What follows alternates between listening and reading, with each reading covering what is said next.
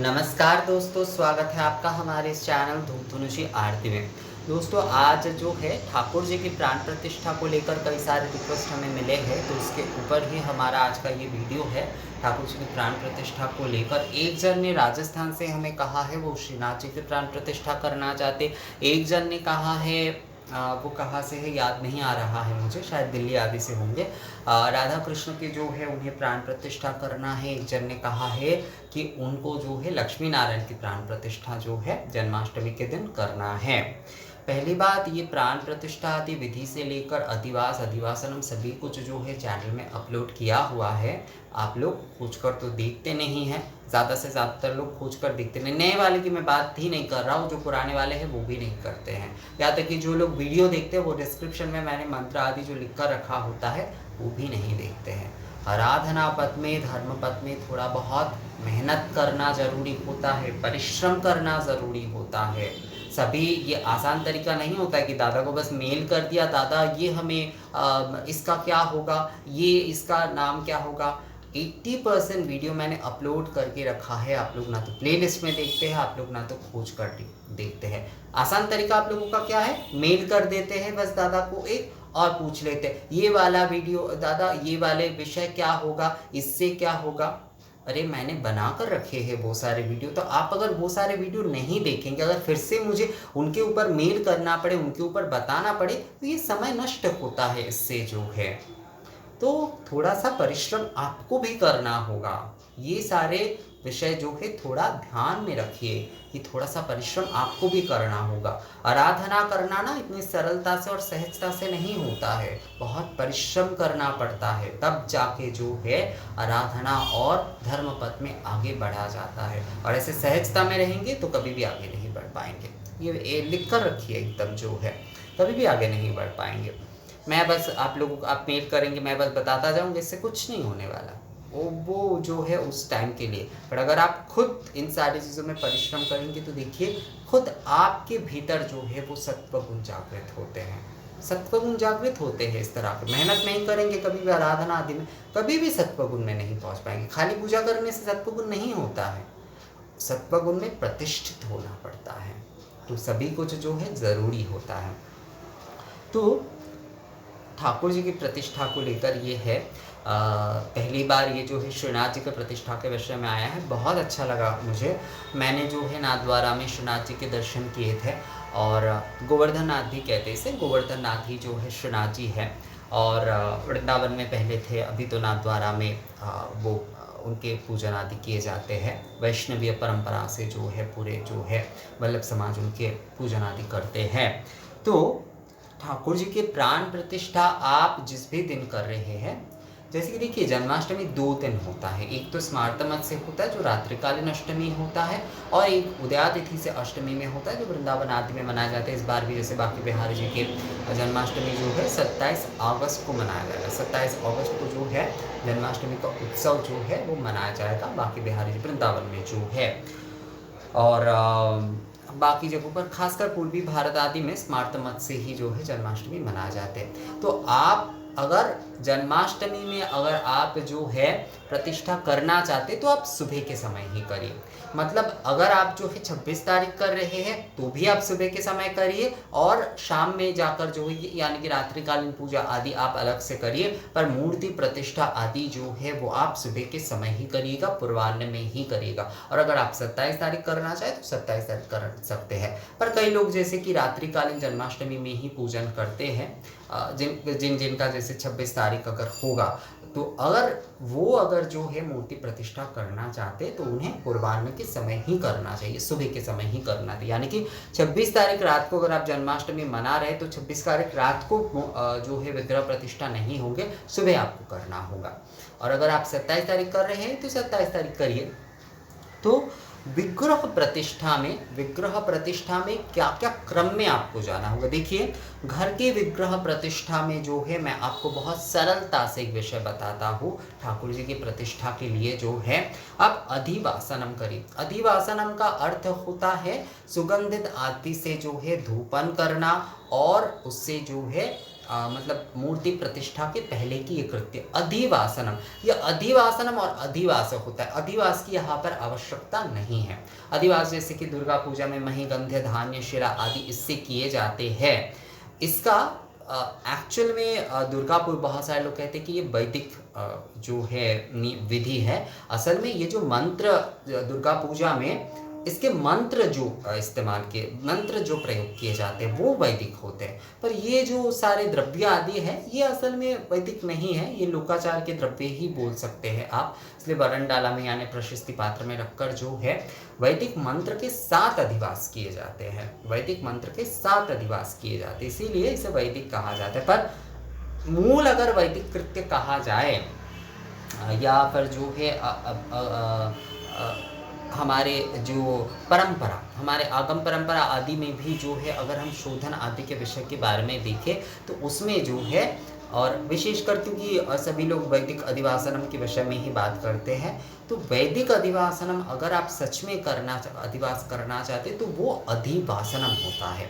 अर्थात धूप आदि से जो है, जो मूर्ति आप खरीद कर लेकर आए हैं तो उन्हें सबसे पहले जो है उन धूप आदि से जो है धूपित करना, शोधन करना। और आप लोगों ने वाल्मीकि रामायण पढ़े हैं तो आप लोगों को पता होगा, जब श्री राम जी के जो अभिषेक जो राज्याभिषेक हो रहे हैं तो कई जगह से गुरु वशिष्ठ बोल रहे हैं कि हर प्रकार की जो औषधि आदि द्रव्य आदि जो है वो ले आना होगा। उससे क्या होगा, उससे ये अधिवासनम यानी कि जो सुगंध द्रव्य से जो है वासना यानी कि सुगंधित धूपन करना होता है। इसका कारण क्या होता है कि पंचवायु के माध्यम से ही सभी कुछ चल रहा है, तो इसलिए पंचवायु माध्यम से ही जो है ये सब कुछ शोधन आदि करना होता है। शोधन आदि करना जो है वो ज़रूरी होता है। तो जैसे कि जीवन्यास, ये जो जीवन्यास आप लोगों ने सुना ही होगा, जैसे कि प्राणायाः प्रतिष्ठितम्, तो ये जो कहे जाते हैं प्राण प्रतिष्ठा के मंत्र में ये यही होता है। ये पंच प्राण वायु में ही जो है वो प्राण प्रतिष्ठा किए जाते हैं। हम ये जो प्राण के माध्यम से जो श्वास ले रहे हैं उसके माध्यम से ही प्राण प्रतिष्ठा होते हैं। तो सबसे पहले आप धूपन आदि, दशांग धूप ले लीजिए, आप कोकुल धूप ले लीजिए, आप षडंग धूप ले लीजिए, कोई भी धूप से आप जो है गायत्री बोलते हो 21 बार या फिर कम से कम 11 बार आप बोल सकते हैं। मैं कहूँगा 21 बार ही आप कहिए। 21 बार जो है गायत्री बोलते हुए जिनके पूजन कर रहे हैं, गायत्री का मतलब जो है महामंत्र गायत्री नहीं है। 21 बार जिनकी आप ठाकुर जी के कर रहे हैं, मतलब श्री कृष्ण के कर रहे हैं, तो उनकी गायत्री बोलते हुए जो है, लक्ष्मी नारायण के कर रहे हैं तो उनकी गायत्री बोलते जो है, लक्ष्मी नारायण के दोनों के ही गायत्री आपको बोलने होंगे। लक्ष्मी नारायण के जब कर रहे हैं, श्री नारायण के एक बार होगा, श्री लक्ष्मी जी के एक बार होगा। अब बहुत सारे लोग सवाल करेंगे कि दादा दोनों के मूर्ति प्रतिष्ठा कर रहे हैं तो दोनों की कैसे करेंगे? दोनों के अलग अलग करना होगा, दोनों के अलग अलग 21 बार करना होगा। तो ठाकुर जी के जो है आप गायत्री के साथ 21 बार जो है ये अधिवासनम करिए, एकदम अधिवासनम करिए। इसमें घंटा वाद्य आदि कर सकते हैं, घंटा वाद्य आदि के साथ जो है गायत्री बोलते हुए जो है एकदम जो है नीचे से ऊपर तक, ऊपर से नीचे तक जो है इस प्रकार 21 बार गायत्री बोलते हुए जो है आप ये सुगंध से वासना, हमारे इसके ऊपर वीडियो ऑलरेडी है दोस्तों, अधिवासनम के ऊपर, ये आप लोग ज़रूर देखिएगा। तो सबसे पहला कृत्य जो है वो करना होगा कि धूप आदि से जो है इस प्रकार से आपको शोधन करना है। ये जो है ये अधिवासनम शोधन होगा, ये अधिवासनम शोधन होगा। इसके बाद जो है बहुत सारे लोग पुष्प स्नान आदि कराना चाहते हैं तो आप पुष्प स्नान करा सकते हैं और पंचामृत स्नान दोनों ही करा सकते हैं, कोई समस्या नहीं है। आप पुष्प से स्नान करा सकते हैं, चंदन जल से स्नान करा सकते हैं। मैं कहूँगा सबसे अच्छा होता है सबसे पहले आप जो है अगर स्नान आदि कराना चाहते हैं तो उसमें चंदन जल से पहले स्नान कराइए, उसके बाद पुष्प स्नान करा लीजिए, उसके बाद पंचामृत से जो है स्नान कराने के बाद जो है पंचामृत से आप स्नान कराइए और फिर जो है शुद्ध जल से आप स्नान कराइए। अर्थात अधिवासनम आपका कृत्य हो गया, उसके बाद जो है अधिवासनम कृत्य जैसे ही आपका हो गया, उसके बाद आपने जो है चंदन जल से स्नान कराया, उसके बाद आपने पुष्प स्नान कराया, उसके बाद जो है आपने पंचामृत से स्नान कराया, उसके बाद जो है शुद्ध जल गंगा जल आदि अगर मिलता है, यमुना जी जो लोग वृंदावन में रहते हैं यमुना जी के जल, मतलब जो भी नदी जल है या फिर जो है शुद्ध जल, जो भी जल नल का जो भी शुद्ध जल है उससे ही जो है आप स्नान आदि कराइए। अब जो है वस्त्र आदि श्रृंगार आदि करते हुए जो है ठाकुर जी को आप सिंहासन में विराजित करिए। अब जो है जो कि पूजा के क्रम आदि है, पूजा के क्रम दिए हुए हैं ऑलरेडी, आप उसमें देखिएगा उस नियम के साथ ही पूजन होगा, बिल्कुल उस क्रम के साथ ही जो है पूजन होगा। उस क्रम के साथ जो है पूजन करते हुए जहाँ पर प्राण प्रतिष्ठा विधि आ रहे हैं वहाँ पर जो है प्राण प्रतिष्ठा के नियम से ही जो है, जैसे कि यह प्राणा यह प्राणा यह प्राण सर्वेंद्रियानि यह स्थितानि, ये वीडियो ऑलरेडी है प्राण प्रतिष्ठा की, वो भी आप लोग ज़रूर देखिएगा। उस हिसाब से जो है क्रम का वीडियो, जो कि क्रम पूजा के क्रम जो दिया हुआ है बिल्कुल उस हिसाब से आएगा। घट स्थापना आदि ये सब कुछ, कलश स्थापना आदि ये सब कुछ होने के बाद जो है आप प्राण प्रतिष्ठा कर रहे हैं पहले बार, तो कलश स्थापना आपको करना ही करना है। तो ये कलश स्थापना आदि सभी कुछ करना हो गया। इसके बाद जो है प्राण प्रतिष्ठा की जहाँ पर जगह आ रहे हैं वहाँ पर जो है सबसे पहले तो प्राण प्रतिष्ठा में जो विधि होता है 108 बार या 28 बार जो है आपको गायत्री जो है वो आपको जाप करना है, गायत्री जाप करना है। वो उनके वक्षस्थल में सिर में और वक्षस्थल में जो देवता के होते हैं वहाँ पर जो है पुष्प अक्षत दुर्वा आदि लेकर जो है आपको 108 बार और 28 बार जो है आपको गायत्री पहले जाप करना है। उसके बाद यह प्राणा जिस भी देवता की आप प्रतिष्ठा कर रहे हैं, यह प्राण प्रतिष्ठन्तु सर्वेंद्रियानि स्थितानि, ये कहते हुए जो है आपको पूरी तरीके से इसका वीडियो ज़रूर देखिएगा प्राण प्रतिष्ठा का, उसमें पूरा का पूरा डिस्क्रिप्शन में दिया हुआ है मंत्र आदि जो है। इसके हिसाब से जो है आप जो है आपको प्राण प्रतिष्ठा करना है। इसके बाद षोडश उपचार या फिर जो है अष्टादश उपचार पूजन करना है। कई लोग द्वादश उपचार पूजा भी करते हैं, तो आप द्वादश उपचार पूजा भी आप कर सकते हैं। एक बात कह देता हूँ, प्राण प्रतिष्ठा के बाद एक बार आरती अवश्य होगा। प्राण प्रतिष्ठा आरती कहते हैं उसे। प्राण प्रतिष्ठा के बाद आरती अवश्य होगा एक बार, उसके बाद ही उपचार आदि के पूजन आदि शुरू होंगे। तो उपचार आदि के पूजन आदि ये सब कुछ करने के बाद जो है अगर आप होम कर रहे हैं तो होम आपको करना होगा, या फिर आप संक्षिप्त दशांग होम कर सकते हैं। इसके बाद जो है महा आरती करते हुए जो है आपको ये अनुष्ठान जो है वो पूर्ण करना है, ये अनुष्ठान जो है वो आपको पूर्ण करना है। तो ये हो जाता है सहज सरल जो है प्राण प्रतिष्ठा के विधि।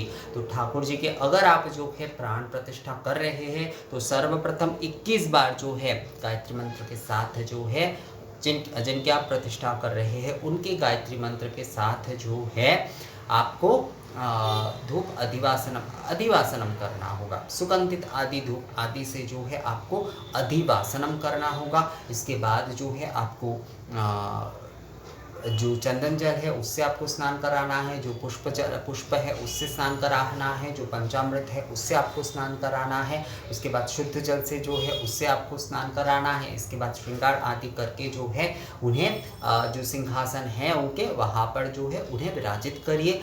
पुष्पमाला आदि से जो है सुसज्जित करिए। अब जो है पूजा का क्रम के अनुसार जो है आप लोग पूरा पूजा करिए।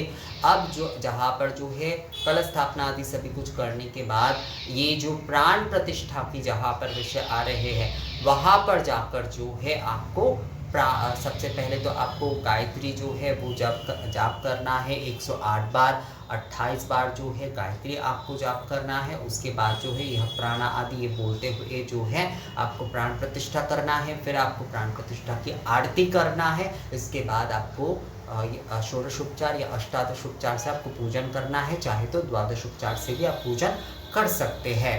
करने के बाद जो है अगर आप होम कर रहे हैं तो सही है, अगर नहीं कर रहे हैं तो संक्षिप्त दशांग होम आदि आप करिए। उसमें 11 आहुति कम से कम जो है वो आप दीजिए और उसके बाद जो है आप महाआरती करते हुए जो है इस विधि को पूर्ण करिए। ये आपका प्राण प्रतिष्ठा की विधि जो है ये आपका पूर्ण हो जाता है। इसके बाद आप जो भी भोग आदि ये सब कुछ करना, मतलब भोग आदि देना चाहते, प्रथम दिन आपने प्राण प्रतिष्ठा आदि किए, उसके बाद जो है कोई विशेष भोग महाभोग आदि आप लोग देना चाहते तो ये इसके बाद होगा। ये क्रिया, ये संपूर्ण क्रिया है। इसके बाद आप भोग आदि देकर अलग से भोग आरती कर सकते हैं। तो ये हो जाता है ठाकुर जी के प्राण प्रतिष्ठा की पूर्ण विधि। तो मुझे लगता है ये विषय जो है आप लोगों को समझ में आ गया है। और इस विषय में अगर कोई सवाल आदि है तो आप लोग ज़रूर मुझसे कमेंट्स करके या मेल पर बोल सकते हैं। पर जो सारे वीडियो मैंने आप लोगों को बताया उन सारी वीडियो को ज़रूर देखिएगा और डिस्क्रिप्शन में मैं बता दूंगा कि किसके बाद क्या क्या जो है करना है। ये आप लोग ज़रूर फॉलो कीजिएगा। इस विषय को जो है ज़रूर फॉलो करते हुए ही जो है आप लोग ये विधि करिएगा। ये विषय जो है ध्यान में रखिएगा। तो मुझे लगता है ये वीडियो आप लोगों को समझ में आ गया है। तो मिलते हैं आपसे अगले वीडियो में, तब तक के लिए नमस्कार।